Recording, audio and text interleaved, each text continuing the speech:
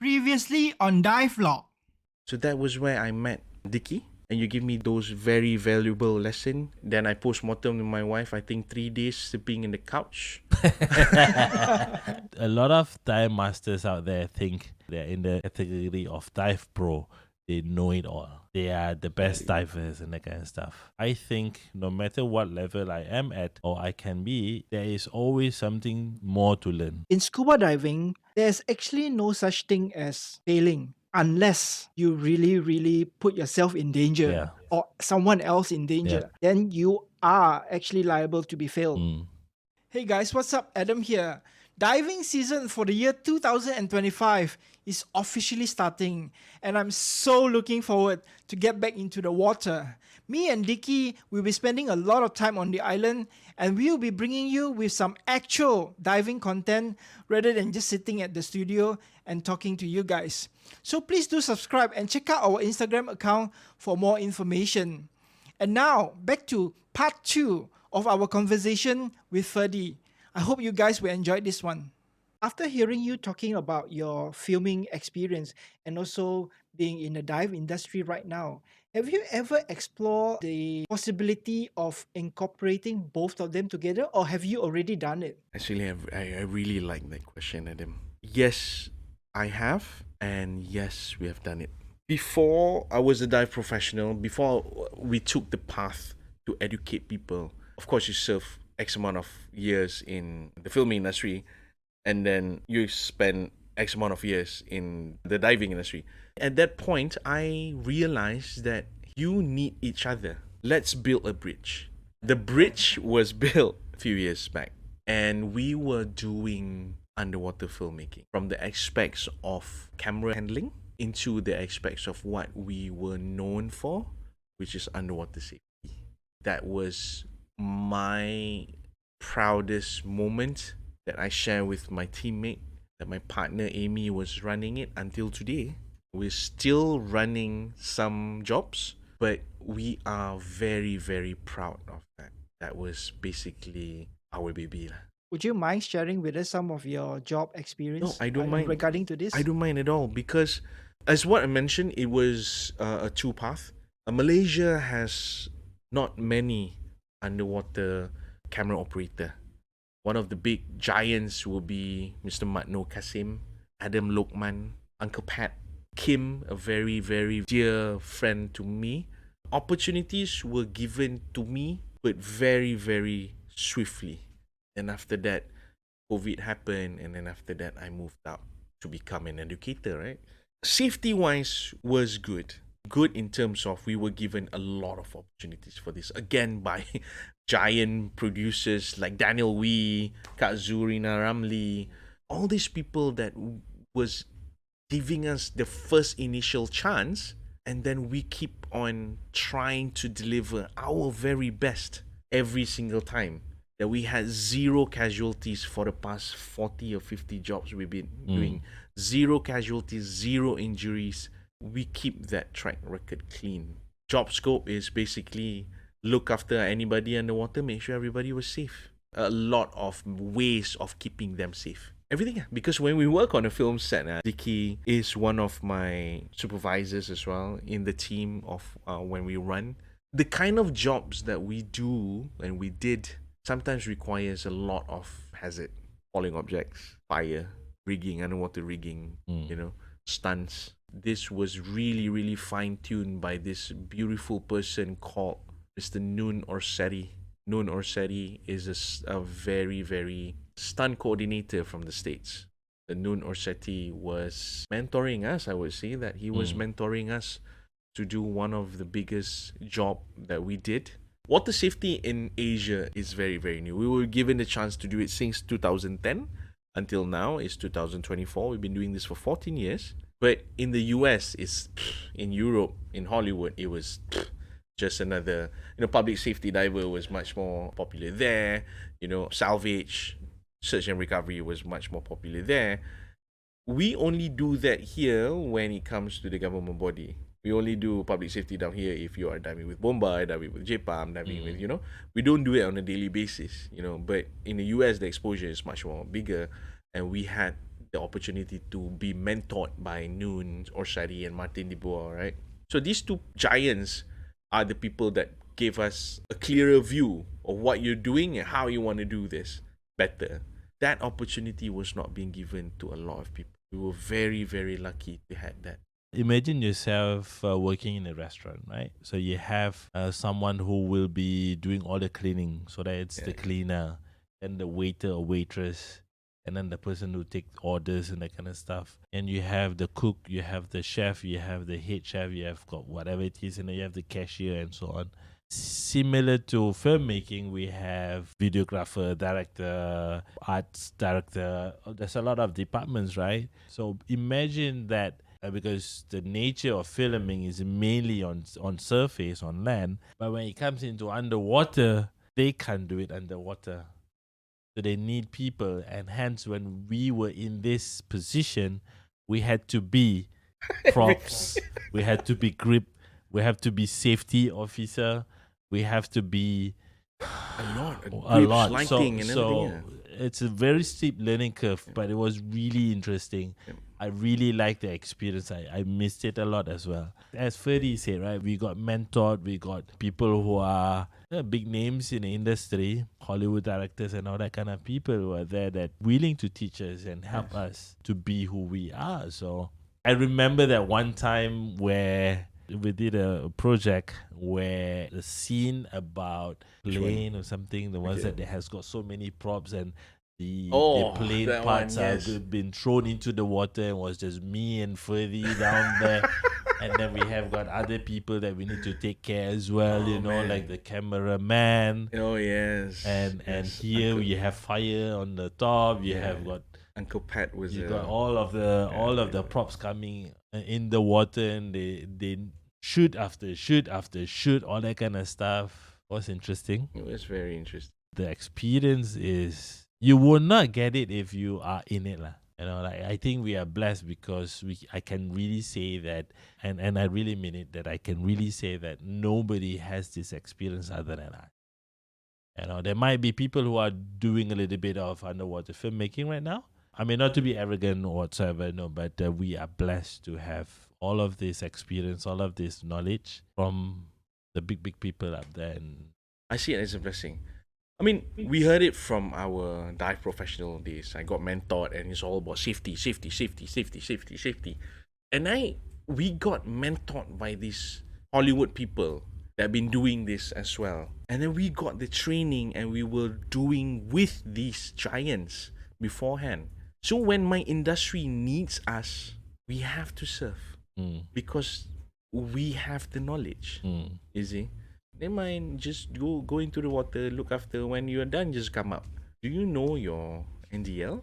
Do you know the water conditions? It's a lot of technical things behind a simple task. I remember I was working for Pascal. They had to dive, and they have to just surface up, just make a bag buoyant, and just come up with a bag. And then apparently they are surfacing a bag that they put weapons inside. That was in the storyline. So the bag comes up at that point. It was filmed 3 o'clock in the morning because of schedule wise. Then it was in not a controlled environment.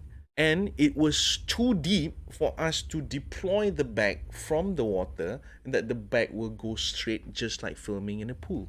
So with proper experience and proper management, you will execute the job much easier if we were to be handled a different way, which is what we are lack of. The industry is lack of this, which the Westerners would want to listen to, and not have to, but want to listen to us. I was working with Noon. I was working with Martin DeBoer when they actually called me. At that time on that project, I was working as a assistant prop master. I came in, and I have all these giants in this particular meeting room about this size, and they asked me, Ferdy, I need your experience. I need you to teach us about the pool and the water conditions and what we're gonna deal for the next 6 months. I said, mate, in this room, I am a prop person. Am I allowed to advise about it? Of course, because we want to learn. This is how they think, how humble they are. Learning from a Malaysian boy, teaching them how to, So I said, wow, amazing. Though that I can't be here, but my team can be here. Next thing you know, Diki came down with Amira to a recce in Langkawi and trying to find the right conditions and calculate these problems. And it needed to be executed perfectly to reduce risk, to save the production cost, and to eliminate a good job every time. This is what we hold on, and this is what we are known for. And I really believe so. Underwater filming is definitely a niche within a niche. You need to have disciplines of both filming and, of course, underwater skills as well, diving skills. As we understand, Ferdy has been a stuntman in Pascal before, one of the underwater divers. What about you, Dicky? Have you been on screen before that we don't know about? That laugh, I know what is coming. Oh, sounds like my an interesting goodness. story. No lah. Which one, huh? Cannonball. Oh, Cannonball. Who? Boo, yeah, he Boo was an extra. Extra. Holding a paddy bag at the back, and the paddy was With my baby in front of the front. screen. Which baby was that? Huh? That one was Darius. Darius. Oh my goodness. Boo, yeah. That one was with Remy Isak. Yes. Remy Isak. Why are you smirking, Remy Shak? You smirk one side.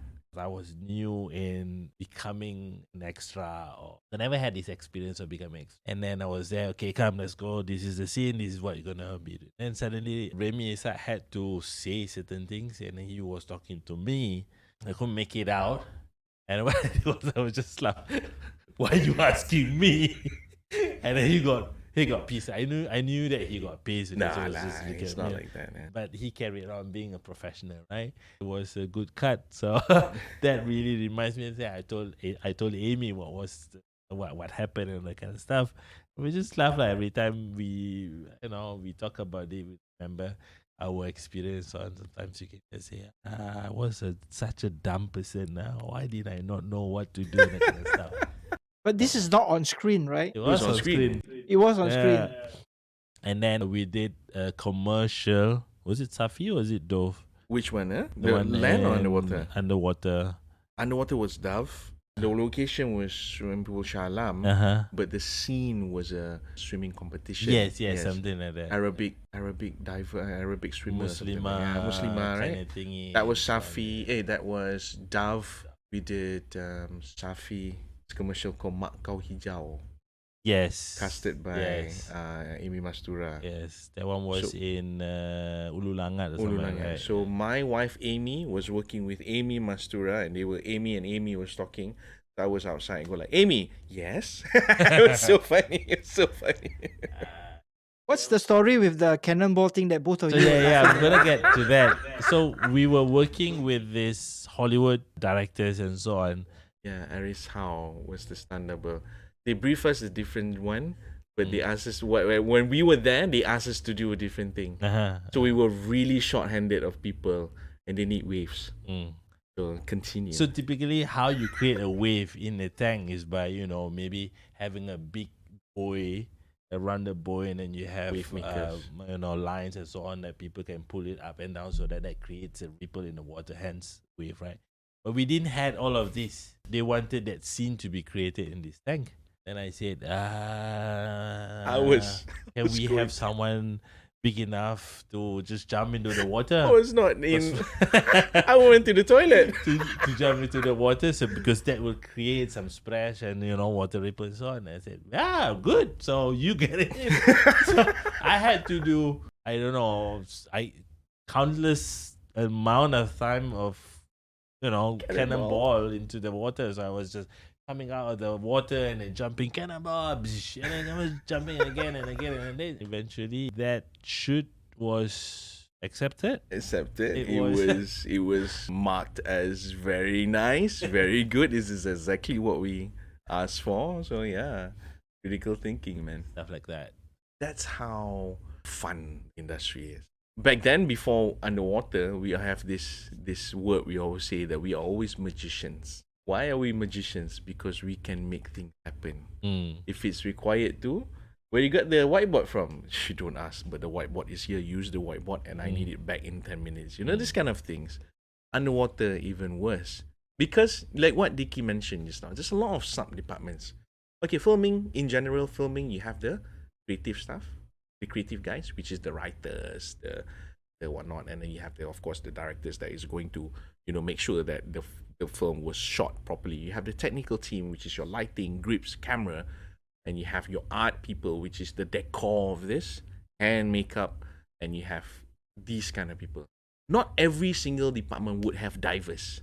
I never know an underwater makeup artist. I never knew one. Now that we've been spending X amount of time in both industries, yes, my wife do agree with me that you have an underwater makeup. It may be not stick at the right time, but imagine, both of you guys are technical divers. You are down at 40 meters and it was a commercial. You're down more than 40 meters and you're commercial. You can't bring the person up and put a makeup on and go back down, right? Of course. This is exactly what I mentioned to you about the balance between these two worlds, because the production people, the film crew would expect you to come back up, touch up one nose and go back down. But we as the divers, we understand that there's a big no not to do that. Divers wouldn't understand this and production wouldn't understand this. So here we are to be the middle person and make sure that you both understand. If you need to be in that particular situation, yes, we have to deploy an underwater a makeup artist to touch up one nose and then do your safety stop and then exit out, but the shoot goes on. This is where a lot of us do not understand how important to understand these two worlds, you see. So yeah, it's funny, man. It's funny. It's super funny. Looking at Dicky doing cannonball over and over again, me sipping my coffee on the side. It was just, are you having fun yet? Do you want to change? Nope. You go. Having people who knows both worlds is the key to this. So one who's in filmmaking and a diver will only know how to execute this well. And not just any diver though. You need to be safe and creative at the same time. It's very hard to convince the production that they need in this. Imagine, Adam, yeah? I'm holding a camera. I'm holding an 80mm lens. But it's required for me to be exactly under the lens and heading to you to look after your safety, either by a hookah line or whatever it is. We have came into this particular time so many times, but every single time we pitch it up, they will never approve the budget for this. To eliminate that, the problem with that shot is you will have bubbles coming out in front of the camera, and the bubbles will take a while for it to clear off before we can film. That particular time, the talent cannot breathe. Makes sense, right? Because our bubbles needs to clear the frame first. Because the expertise of what Dicky has and the expertise of what I have and the expertise of what Amira has, we come up to execute that job using rebreathers because it doesn't have bubbles. And when Amira pitched up the idea, and production, I'd say, what is a rebreather? Why it costs so expensive? This is where we can't justify, or it's very difficult for us to justify why is rebreather system is very expensive. Do we need it? Do we not need it? This is where the bridge is not strong enough. We take it really, really far away towards the people that really appreciate far away. Now I understand why when you say that you are a jack of all trades. I work at a very young age. I was working in a factory before. My first job was in a factory. My first job was actually to open up expired canned drinks and to dispose it.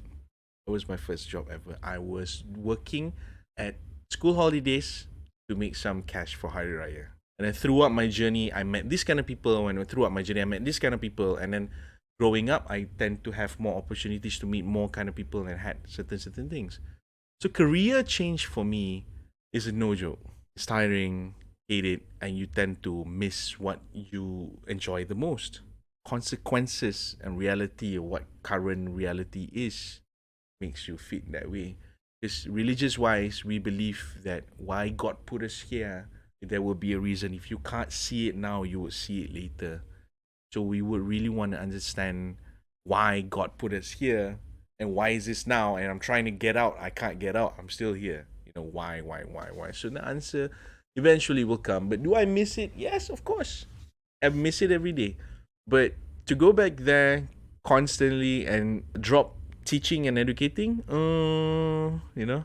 while I teach and educate, do I think about camera stuff? Do I think about cannonballs? Of course, I think about it all the time. You know, miss it. I miss meeting giants of Hollywoods and stuff. Yeah. Maybe when the opportunity comes, you can try to explore about teaching underwater production. Yes, that is my end of goal. I really, really want to lecture. I imagine myself, I am old. I look old now, but I'm still in my 30s.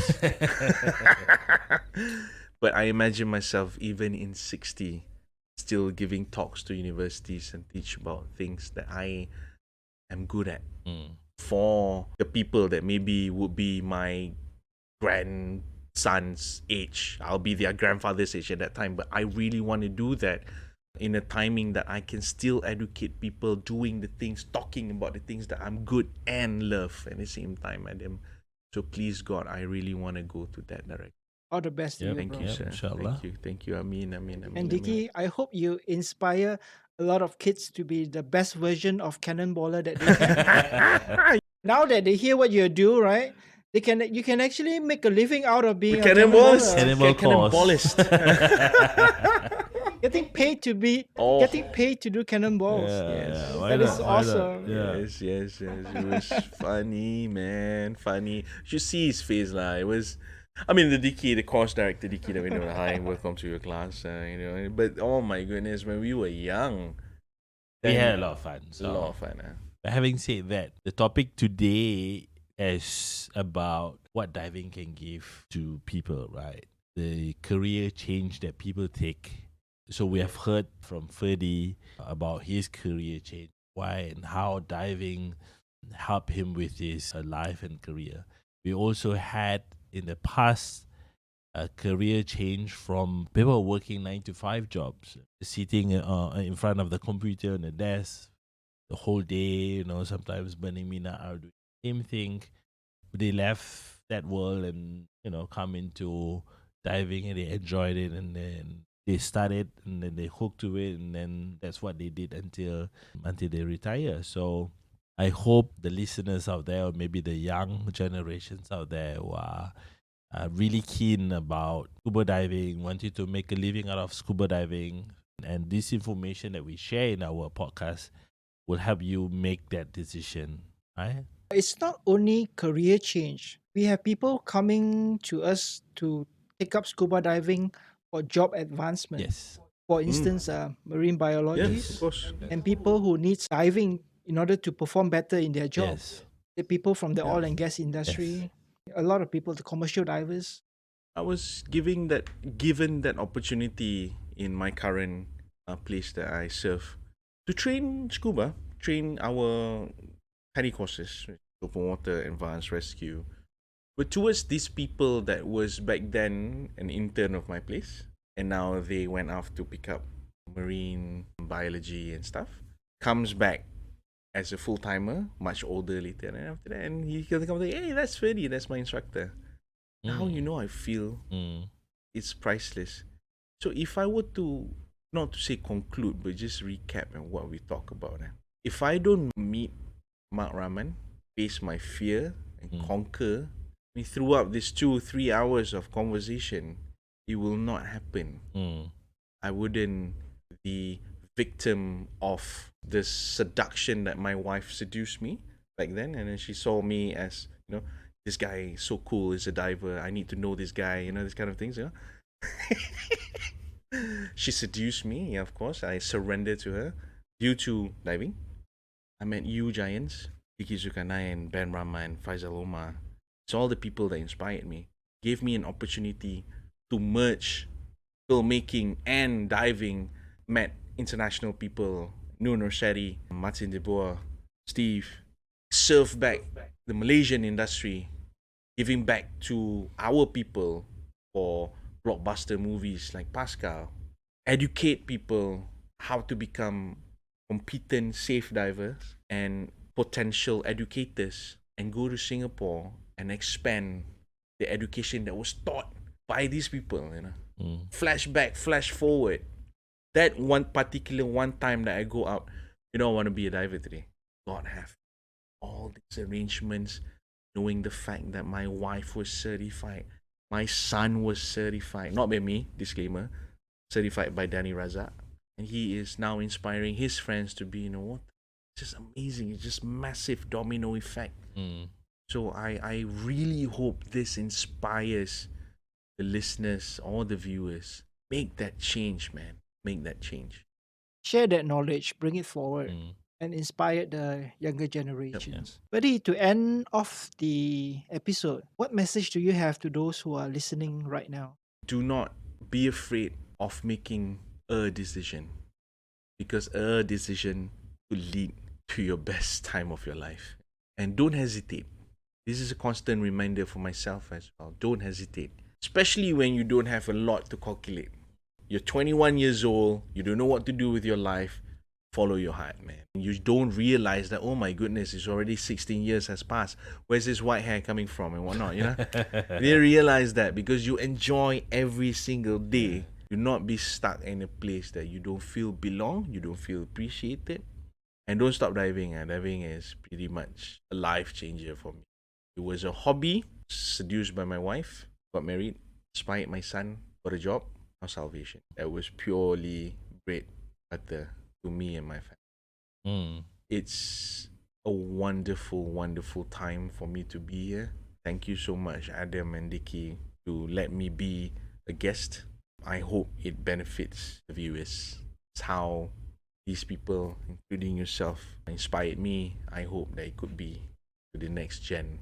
We surely hope so as well. I mean. For those who are really interested in doing diving, all I would like to share here is that with this age and era where information is just tip of the finger, right? So you just open up your phone and you can find information. Get to know the person who are going to help you achieve your objective in diving. Be responsible to yourself so that you are going to be trained well to be a competent diver.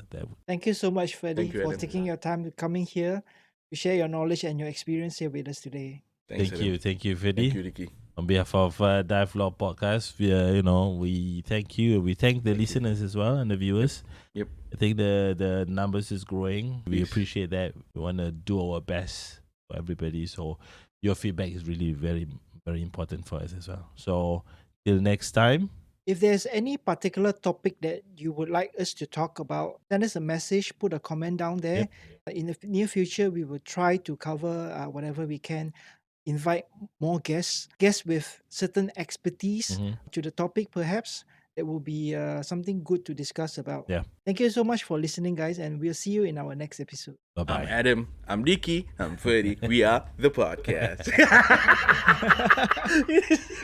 All right. All right. Thank you, guys. Thank you.